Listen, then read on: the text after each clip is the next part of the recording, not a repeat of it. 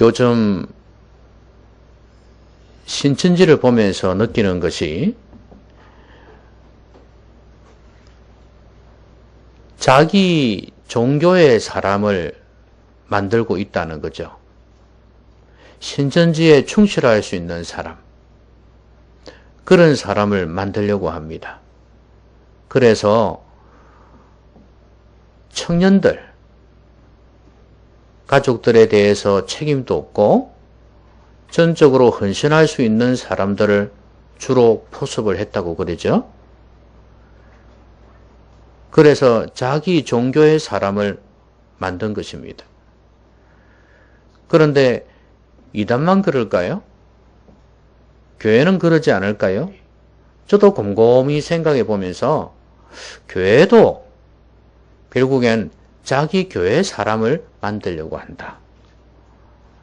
종교적인 사람을 만들려고 한다. 진정한 주님의 제자로 만드는 이 일은 잘 하지 않고 있는 것 같다 하는 그런 느낌을 지울 수가 없어요.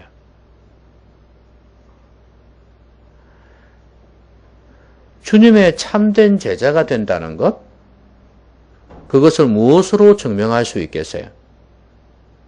저는 그것이 바로 하나님의 살아계심을 체험하는 것이라고 봅니다. 하나님의 임재를 경험하고 하나님의 살아계심을 체험하는 그것이 바로 진정한 제자의 모습이다. 그렇게 볼 수가 있습니다. 나는 과연 기독교라는 종교에 충실한 사람인가? 교회의 여러 제도와 예식에 충실한 사람인가? 물론 그것도 필요하겠죠. 그러나 그것보다 더 중요한 것은 뭐냐면 내가 진정으로 주님의 제자냐. 하나님의 살아계심을 진정으로 체험하느냐 하는 거예요.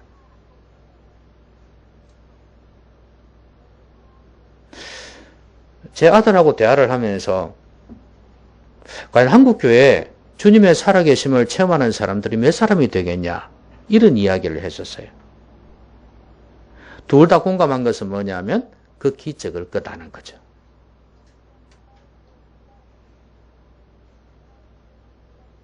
우리가 아무리 이렇게 종교 생활을 해도 하나님의 살아계심을 체험하지 못한다면 우리의 진정성에 있어서는 의심이 갈 수밖에 없는 거 아니겠습니까? 하나님은 분명히 살아계시고 하나님은 분명히 역사하시는 분이거든요. 그렇다면 뭐가 문제냔 말이에요. 과연 하나님이 문제일까? 피조물인 우리는 창조주 하나님에 대해서 감히 그런 소리를 할 수가 없습니다. 왜냐하면 그렇게 할 수 있는 존재이면 절대자도 아니고 창조주도 아니기 때문이에요.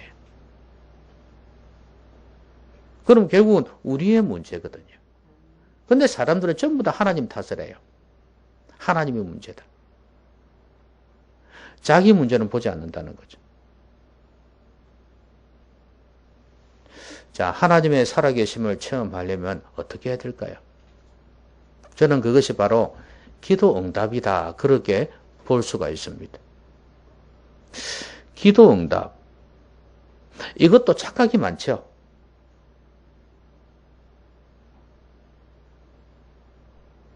어떤 경우에는 간절히 기도를 했는데 응답이 안 되는 경우가 있고, 또 어떤 경우에는 기도는 안 했지만 내 마음에 소원이 있었는데 그게 이루어지는 경우도 있거든요.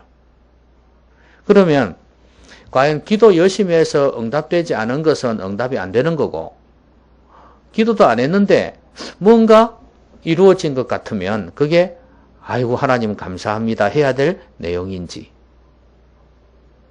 막 헷갈릴 때가 있어요. 이게 진짜 하나님께서 응답하신 거냐 이거예요.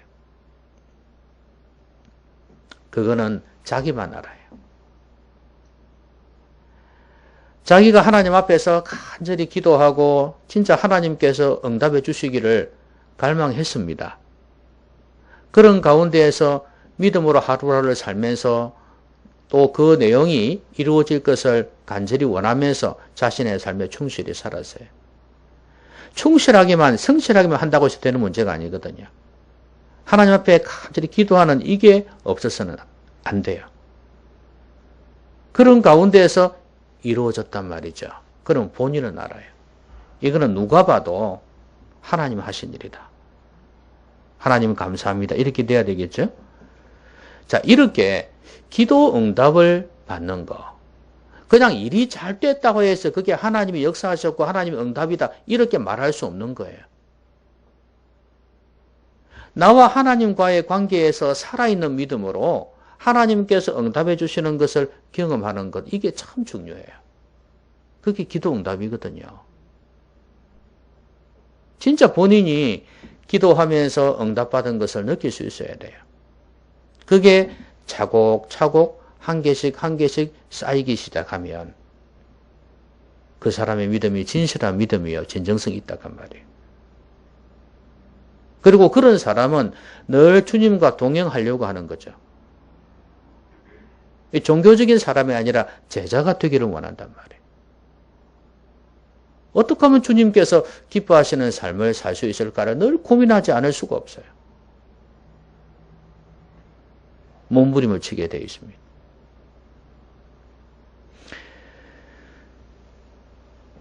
오늘 이 시인도 하나님 앞에서 간절히 기도하고 있습니다.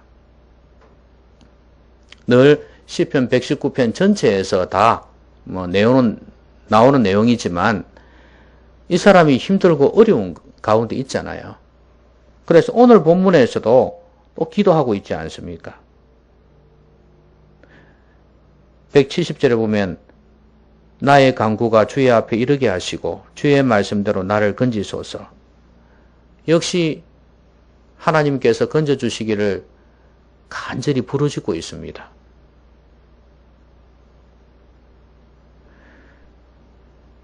그리고 173절에도 보면 주의 손이 항상 나의 도움이 되게 하소서. 하나님께서 나를 도와달라 이거예요. 하나님께서 나를 건져달라고 이렇게 간절히 기도를 하고 있습니다.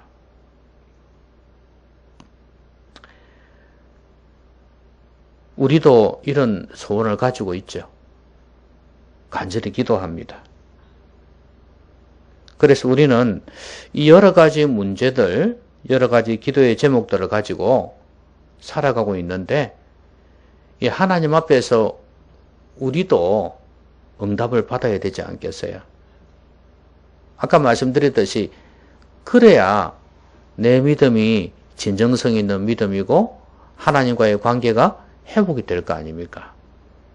아, 내가 버림받은 자가 아니라 내가 부족하고 연약하지만 그래도 하나님께서는 나를 사랑하시는구나 하는 걸 느낄 수 있지 않겠어요? 그리고 종교적인 사람이 아니라 진짜 믿음의 사람으로 제자로서 살아가야지 하는 그런 결심도 할 수 있다고 말이에요. 자, 이 사람의 모습을 한번 보십시다. 이 사람이 어떻게 지금 하나님과의 관계를 유지해 가고 있는지를 보았으면 좋겠습니다. 어쩌면 여기에서 이 사람이 답을 찾고자 하고 애를 쓰고 있는데 문제를 해결하고자 간절히 기도하고 있는데 그럼 이 사람이 어떻게 하면서 그렇게 하고 있는지를 보았으면 좋겠어요. 이 사람의 기도 속에 나타난 기도 응답 받는 비결이 나와 있어요. 어떻게 하면 기도 응답을 받을 수 있을까? 자, 175절 한번 보시죠. 내 영혼을 살게 하소서. 그리하시면 주를 찬송하리이다. 내 영혼을 살게 해달라고 간청하고 있습니다. 그러면 하나님께서 나를 도와주실 수 있다는 거죠. 자, 영혼이 살아야 된다. 이게 첫 번째입니다. 여러분, 우리가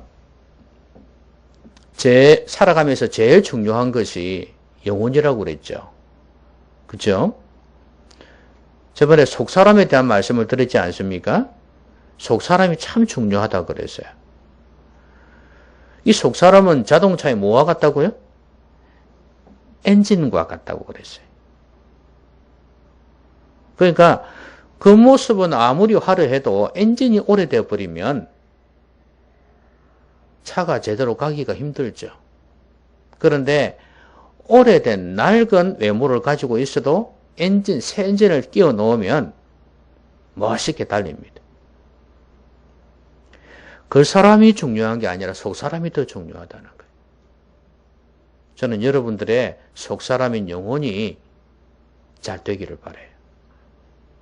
그럼 여기에서 내 영혼을 살게 하소서 이 말은 무슨 말이에요? 물론 이 말씀이 이 영혼이란 것이 자신의 존재 전체를 표현하는 넓은 의미로 사용할 수도 있습니다. 그렇게도 많이 쓰이기도 하니까. 그러나 그렇게만 볼 수 없는 것은 지금 이 사람이 육체가 죽은 게 아니잖아요. 살아있잖아요. 그러면 살게 하소서 하는 이 말은 결국은 내 영혼을 살려달라는 거 아니에요.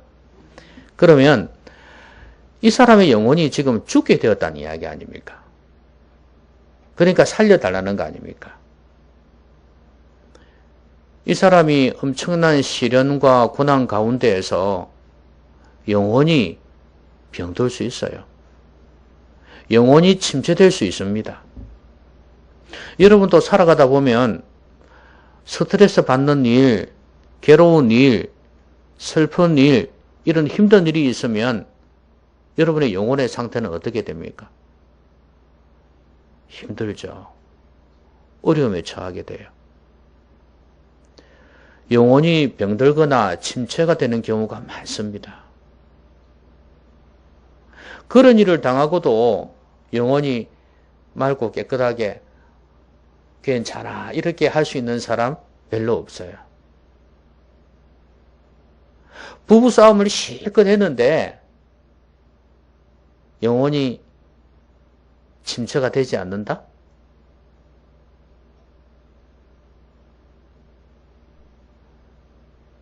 그리고 분노할 수밖에 없는 그런 괴로운 일을 당했을 때 그래서 분노가 내 영혼을 막 감싸고 있는데 영혼이 침체가 되지 않는다?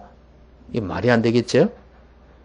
우리가 살아가다 보면 이렇게 영혼이 침체가 될 때가 있어요. 근데 이 사람은 영혼을 살게 해달라고 기도하고 있어요. 우리도 영혼이 살아야 됩니다. 이 사람은 자기를 표현하기를 이렇게 표현합니다. 마지막 절에 보니까 이런 양같이 내가 방황하오니 그랬어요. 이런 양과 같다 이거예요. 목자 없는 이런 양과 같다 이거예요. 그래서 지금 이 상황이 그러니까 주님의 도움이 목자이신 주님의 도움이 내 눈에 보이지 않으니까 내 혼자 헤매는 것 같다 그 말입니다. 목자 없이 언제 맹수가 와서 집어삼킬지도 모르는 그 정도로 지금 힘들고 두렵다 그 말이죠. 그리고 이 사람의 영혼은 아버지를 떠난 탕자와 같은 그런 마음이라고 보시면 돼요. 어쩌면 자신은 그런 두려움이 있겠죠. 내가 죄로 인해서 지금 하나님이 나를 멀리하시는 거 아닌가 싶은 그런 마음도 있겠죠. 그래서 주의 종을 찾으소서 이렇게 기도하고 있지 않습니까?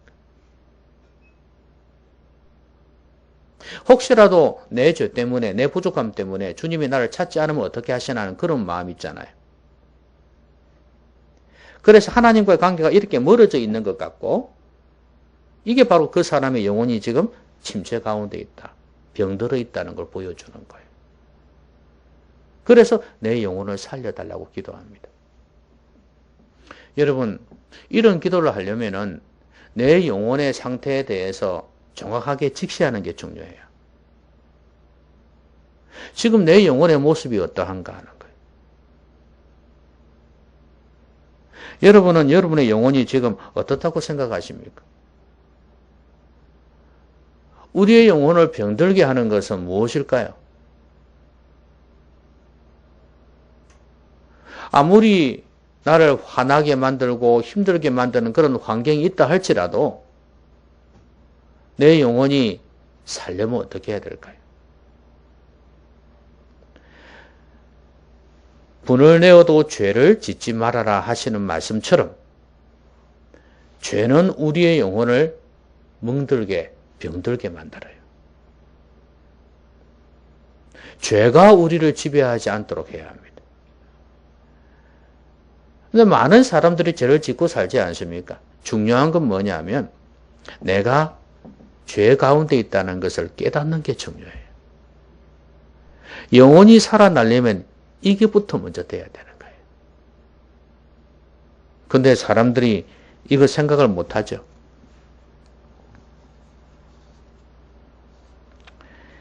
어느 그 목회에 관한 책을 보니까 이런 내용이 나오더라고요. 이 사람은 뭐 외국인이지만 유명한 그 영적 지도력에 관한 책을 쓴 사람입니다. 그 사람이 하는 말이 그거예요. 요즘 목회자들은, 설교자들은 죄를 지적을 하지 않는다.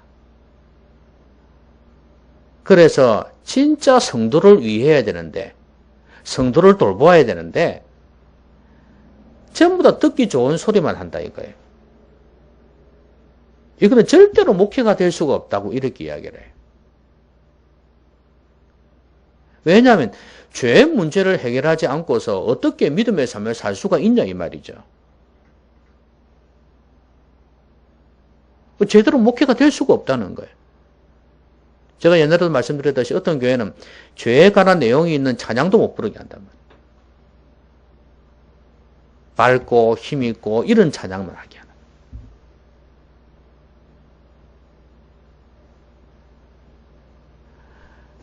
여러분 영혼은요. 죄 문제 해결하지 못하면 절대로 살 수가 없어요. 그런데 죄라는 것도 사람들이 생각할 때 보통 사람들이 생각하는 그 정도 기준 가지고 생각해요. 안 믿는 사람들이 생각하는 그 기준.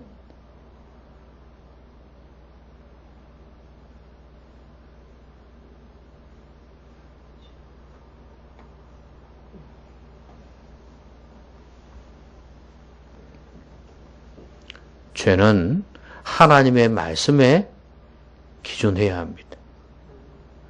하나님의 말씀을 통해서 우리가 죄인인지 아닌지를 알 수가 있습니다. 내 영혼의 상태를 알려면 말씀의 거울 앞에서 우리 자신을 비추어 봐야 합니다. 내가 지금 얼마나 주님과 멀어져 있는지, 내가 얼마나 하나님의 말씀을 멀리하고 있는지를 한번 생각해 봐야 돼요. 그래야 내가 내 영혼이 지금 병들었구나. 내 영혼이 침체 가운데 있구나 하는 거 알 수 있습니다. 영혼이 살지 못하면서 기도 응답 받는다? 안 되는 거예요, 여러분. 여러분 영혼이 살아 있습니까? 여러분이 지금 무언가를 하나님 앞에 간구하고 기도하고 있다면 지금 내 이 문제를 해결받기를 원한다면 여러분 영혼부터 사셔야 됩니다. 정말로 하나님으로부터 도움받기를 원한다면 영혼부터 사셔야 된다니까요. 그러기 위해서는 내 영혼의 상태를 점검해야 된단 말이에요. 오염되어 있지 않는지. 경건 생활이 안 되는데 오염 안 되겠어요? 그래가지고 어떻게 하나님께 도움을 받을 수 있냐 이 말이에요. 영혼이 살아야 됩니다. 영혼이 살아야 돼요. 제일 중요한 게 영혼이에요. 그런데 이 영혼을 위해서 얼마나 애를 쓰고 시간을 투자하냐 그 말이에요. 여러분 몸보다 소중한 게 영혼인데 코로나 때문에는 마스크도 쓰고 손도 씻고 세정제도 바르면서 영혼을 위해서는 얼마나 애를 쓰냐 이 말이에요. 여러분의 육신의 즐거움을 위해서는 이것저것 다 하면서 영혼을 위해서는 얼마나 투자를 하냐 그 말이에요.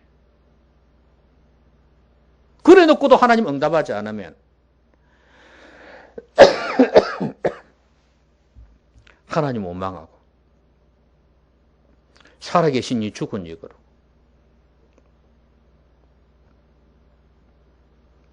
여러분 영혼을 살리십시오. 근데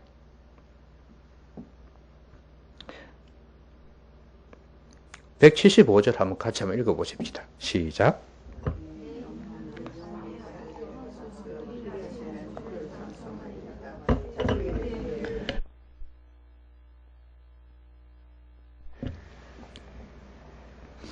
영혼을 살게 하소서. 그리하시면 주를 찬송하리이다. 이 당연한 이야기죠. 근데 그 뒤에를 한번 보세요. 주의 규례들이 나를 돕게 하소서. 내 영혼을 살리는 데 있어서 뭐가 중요하다고요? 주의 규례, 주의 규례들이 나를 돕게 해달라는 거예요. 여러분, 두 번째로 여러분이 기도 응답받기 위해서 해야 될 게 이거예요. 하나님 말씀이에요. 하나님 말씀이 우리의 영혼을 살리는데 도움이 된다는 거죠. 그래서 이 사람은 어떻게 했냐면 173절 한번 보십시오. 내가 주의 법도들을 택하여 사오니 주의 손이 항상 나의 도움이 되게 하소서. 이걸 알고 있는 거예요. 하나님의 도움을 받기 위해서, 주의 손이 항상 나를 돕기 위해서는 내가 주의 법도를 택하는 게 중요하단 말이죠. 아, 하나님의 말씀은 내 영혼을 살도록 도와주시는데 중요한 거는 내가 주의 법도를 택해야 된다는 거예요.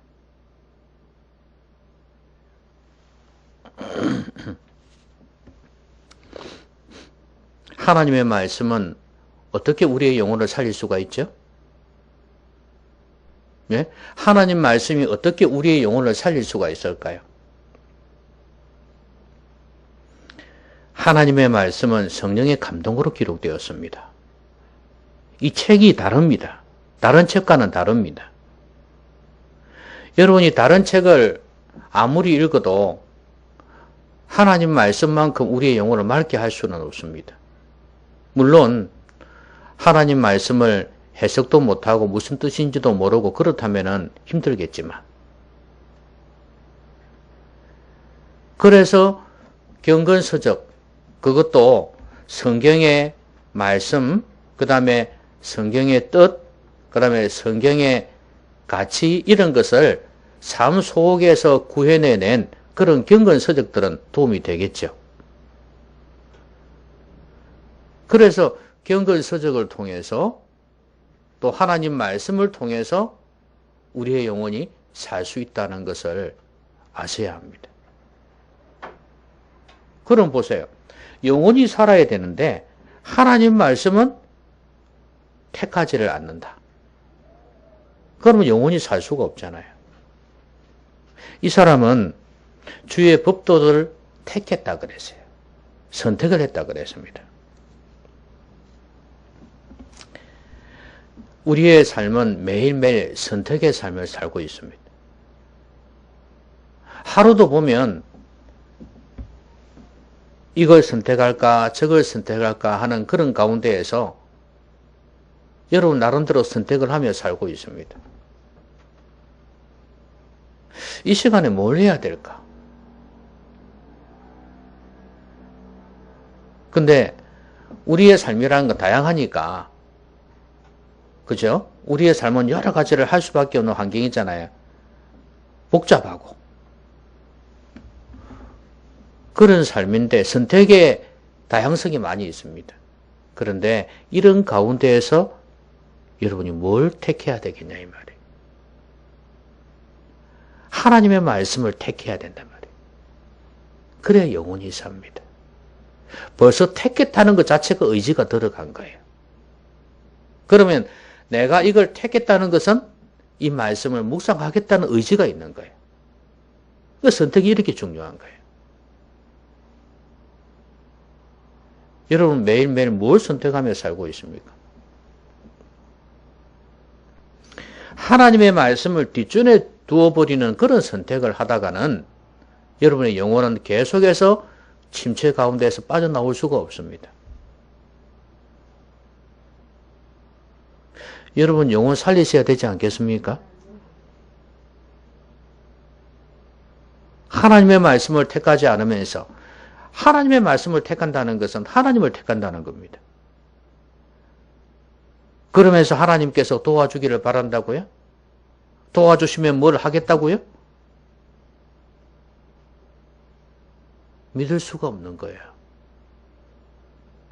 여러분, 우리 주님이 바보입니까? 예? 우리 주님이 바보냐고요? 사람도 진정성이 있는 걸 보고 선택을 하는데 우리 하나님은 그렇게 하지 않으시겠습니까? 하나님의 이름이 걸려 있는데 아무나 막 도와주고 그렇게 하실 것 같습니까?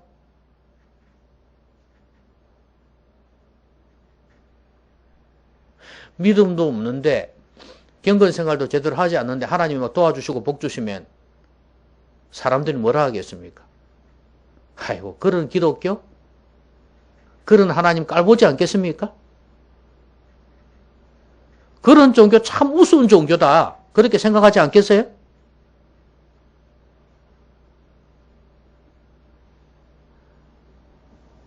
여러분 하나님을 수준을 낮추지 마십시오. 아무렇게나 역사하는 하나님으로 그렇게 하지 말라 그 말이에요. 하나님은 진실하신 분이시고 하나님은 죄를 미워하시는 분이에요. 최고의 인격을 가지고 있는 최고의 성품과 삶을 가지고 있는 분이에요. 그런 분 앞에서 아무렇게나 삶에서 응답해 달라고 하지 마라 그 말이에요. 말씀을 택하셔야 됩니다.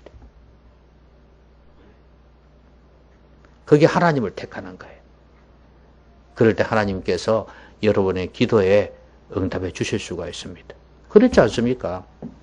주의 법도들을 택하여 사오니 주의 손이 항상 나를 도와달라.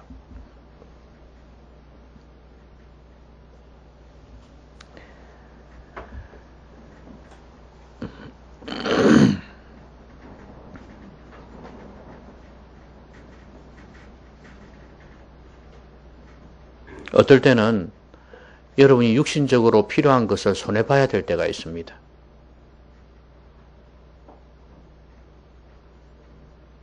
한 번은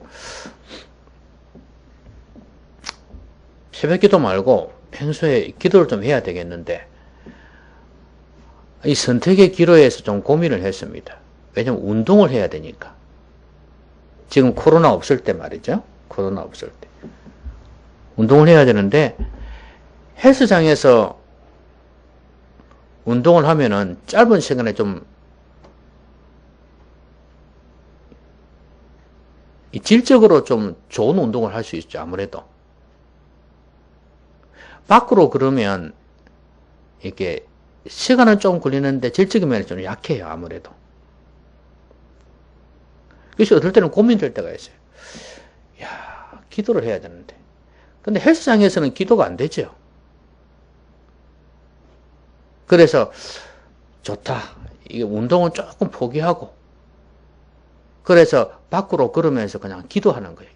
예를 들어 30분에서 1시간 정도 이 시간을 갖다가 기도의 시간으로 만들면 얼마나 큰 그거예요. 그래서 그러면서 그냥 기도하는 거예요. 그냥. 그럼 운동은 조금 덜 되는 거죠. 이런 선택의 기로에 설 때가 있어요. 그래서 그렇게 하고 난 뒤에 절대 후회해 본 적이 없어요. 에이, 운동 좀 더 하는 건데 살이 안 빠지잖아. 그렇게 후회해 본 적은 한 번도 없어요. 그때마다 잘했다는 생각이 들지. 아마 여러분도 그럴 겁니다. TV를 보지 않고 TV를 보지 말라는 게 아니라 TV를 봐야 되는데 너무 많이 봐서 이제 조금 줄여놓고 이제 다른 걸 해야 된단 말이에요. 책을 읽는다든지 다른 거 해야 된단 말이에요. 그런데 그거 하고 난 뒤에 여러분 절대 후회할 일이 없을 겁니다. 책 읽기 잘했다. 성경 읽기 잘했다. 가시 그거 안 보면 어때? 이런 생각이 들 거예요. 그런데 그렇게 하기 전에는 그 선택을 하기 전에는 힘듭니다. 아무래도 그쪽으로 갈 가능성이 많아요. 여러분 손해볼 생각하셔야 됩니다. 근데 결국 그게 손해가 아니에요. 근데 많은 사람들이 눈앞에 있는 것만 보고 선택을 해요. 좀 멀리 보면 되는데. 선택을 잘 하셨으면 좋겠습니다. 자, 근데 이 사람이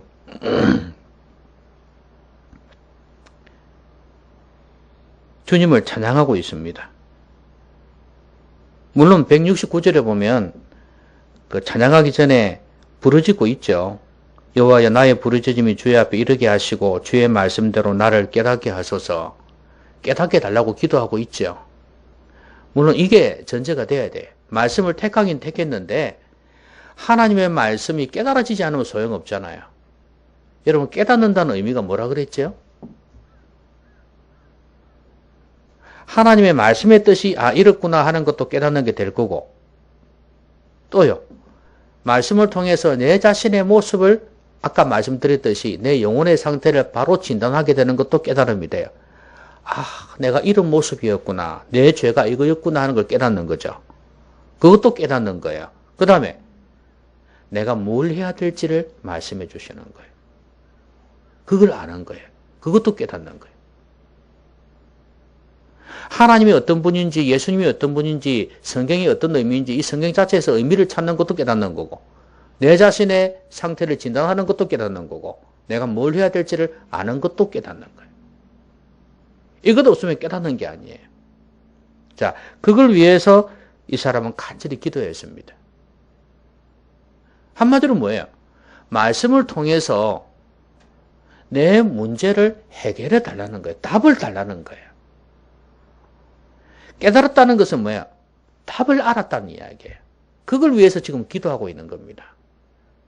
그랬더니 171절에 주께서 율례를 내게 가르치심으로 내 입술이 주를 찬양한다고 그랬어요. 왜 찬양할까요? 답을 얻었으니까. 172절에도 주의 모든 계명들이 의로움으로 내 혀가 주의 말씀을 노래하리이다. 주의 말씀이 절대적으로 옳다는 거예요. 여기에서도 답을 얻은 거예요. 내가 주의 말씀이 옳으니까 내가 말씀을 가까이 하면 내가 옳게 되는 거예요. 그리고 말씀을 멀리하는 저들은 의롭지 못한 자들이 되는 거예요. 그래서 이 사람은 주님을 노래하고 있습니다. 말씀을 노래하고 주님을 찬양하고 있어요. 답을 얻었다 이거예요. 여러분 간절히 하나님 앞에 부르짖고 하나님께서 답을 주시는 것을 경험하면 얼마나 좋겠어요. 노래하고 찬양하겠죠? 여러분 예레미야 33장 3절에 이런 말씀이 있습니다. 너는 내게 부르짖으라 내가 내게 응답하겠고 내가 알지 못하는 크고 은밀한 일을 내게 보이리라. 옛날에는 비밀한 일이라고 했죠. 하나님 앞에 부르짖을 때 문제가 생겼을 때 말이에요. 근데 하나님께서 은밀한 일을 어떻게 보여주십니까? 말씀하시는 거예요. 하나님께서 예레미야에게 말씀해 주시는 거예요. 오늘 우리에게도 하나님께서 부르짖을 때 말씀으로 응답을 해 주십니다. 그래서 내 기도가 응답된 것을 말씀에서 알 수 있다 그 말이에요. 여러분 말씀은 여러분의 인생 고민에 대한 답을 주십니다. 여러분 하나님 앞에서 여러분의 문제를 가지고 나가서 해결해 보고 싶은 그런 마음이 없습니까? 교회를 나오면서도 그것도 못한다면 얼마나 억울합니까? 하나님은 여러분에게 어떤 분이냐 이 말이에요. 여러분의 어려움, 여러분의 문제, 여러분이 하나님의 자녀이고 주님의 제자라면 여러분의 문제는 주님의 문제입니다. 그렇기 때문에 주님 안에서 문제를 해결하려고 해야 되는 겁니다. 주님이 안 도와주시겠습니까? 주님 안에서, 말씀 안에서 문제에 대한 답을 찾으십시오. 그리고 주님을 노래할 수 있기를 바라요. 말씀 맺겠습니다. 문제가 없는 사람이 없죠. 근데 그 문제를 해결받는다는 것은 얼마나 큰 은혜인지 몰라요. 주님이 살아계신다는 걸 경험한 거기 때문에. 여러분 마음의 첫 번째 소원이 그거여야 됩니다. 어떤 사람은 내 첫 번째 소원은 뭐 독립이다. 대한민국의 독립이다. 두 번째도 세 번째도 그렇다. 또 어떤 사람은 내 소원은 겸손이다. 첫 번째도 겸손이고 두 번째도 겸손이고 세 번째도 겸손이다. 그런 말을 했다는데 그것보다 더 중요한 거.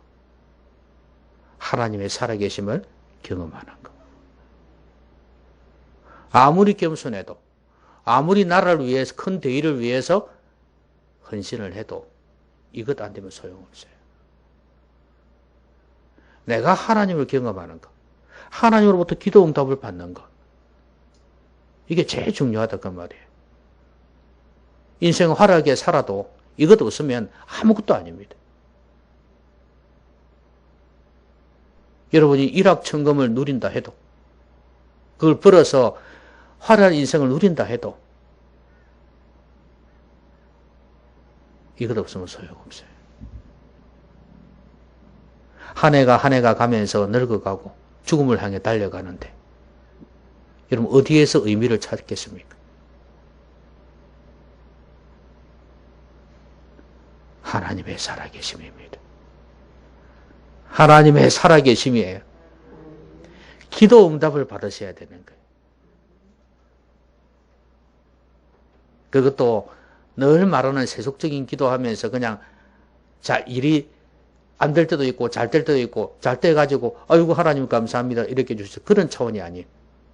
내가 아는 내 영혼이 느끼는 이건 하나님이 살아계셔서 나를 사랑하셔서 내 기도에 응답해 주셔서 주신 거다.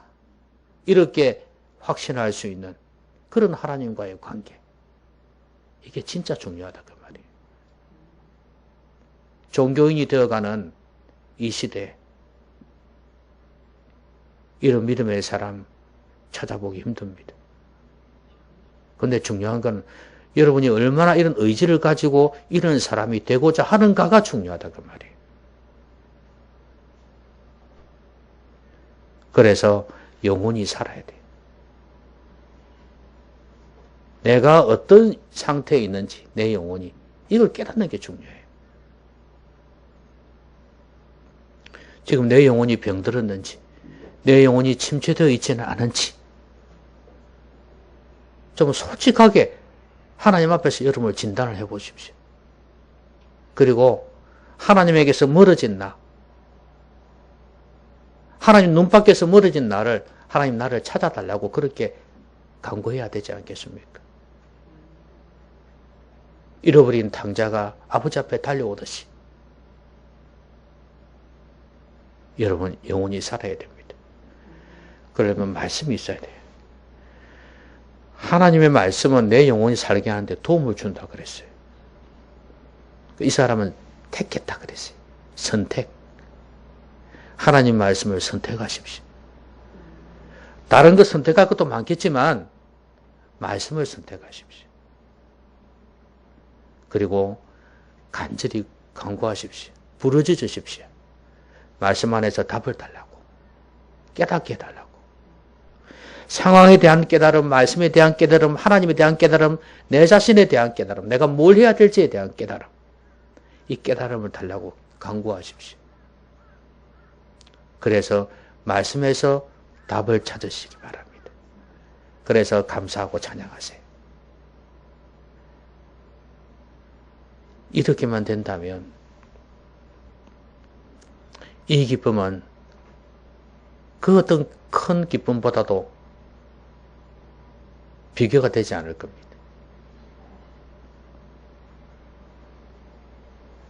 여러분 좋은 것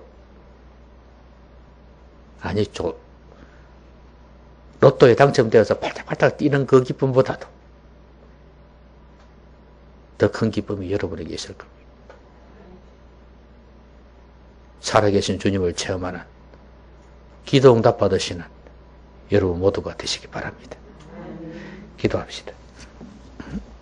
오늘 말씀 생각하면서 하나님, 내 문제가 이런 문제인데 오늘 내게 주신 말씀 감사합니다. 그러면서 이렇게 순종해서 꼭 좀 내 문제가 해결되게 해달라고 같이 한번 기도하겠습니다.